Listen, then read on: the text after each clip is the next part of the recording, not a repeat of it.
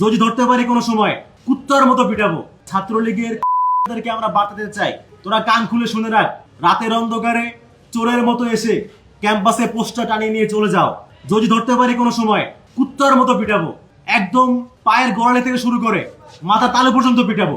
বিসমিল্লাহ বলে শুরু করবো, সদাকালুল আজিম বলে শেষ করবো পিটানো। তোদের সাথে কোনো আপোষ নাই।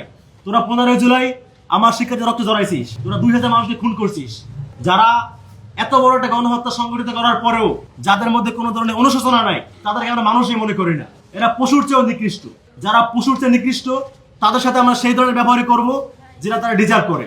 তো আজকে মিডিয়ার মাধ্যমে তোদেরকে আমরা বলে রাখলাম, যদি ক্যাম্পাসে ধরতে পারি কোনো সময় এই ধরনের কাজকর্ম করতে আসছিস, খোদার কসম কুত্তার মতো পিটাবো। কোনো আপোষ নেই, খুনিতে কোনো আপোষ নেই কোনো।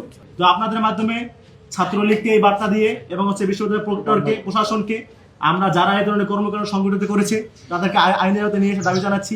আপনারা দেখেছেন গতকাল মধ্যরাতে পাবনাতে দাদিকে কুপিয়ে হত্যা করে তার কাছ থেকে নাতনিকে ছিনিয়ে নিয়ে ধর্ষণ করে হত্যা করা হয়েছে।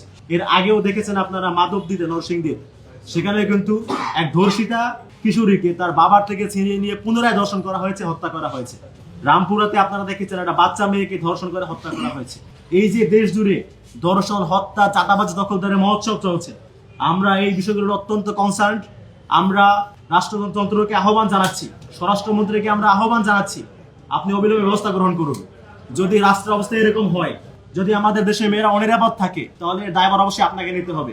আপনারা জানেন ইন্টারিম সরকারের প্রতি আমাদের অনেক ক্ষোভ আছে, তার অনেক জায়গায় ব্যর্থ। এই জন্য আমরা দেখতেন যিনি স্বরাষ্ট্র উপদেষ্টা, তাকে অনেকে ড্রাইভার উপদেষ্টা বলে ডাকতেন, কারণ তিনি হচ্ছে দেশে আইন শৃঙ্খলা পরিস্থিতি যতটা আমরা চেয়েছিলাম সেরকম তারা নিয়ন্ত্রণ করতে পারে নাই। আমরা আশা রাখছি নির্বাচিত সরকার এসে অবশ্যই দেশে আইন শৃঙ্খলা পরিস্থিতিকে নিয়ন্ত্রণে রাখবেন। এই ধরনের যারা অপরাধ করে, ক্রাইম করে, তাদের বিরুদ্ধে 0 টলারেন্স নীতি ঘোষণা করতে হবে। নীতি ঘোষণা করে অবশ্যই অপরাধীদেরকে আইনের আওতায় নিয়ে এসে দেশের সার্বিক পরিস্থিতি নিয়ন্ত্রণে আনতে হবে।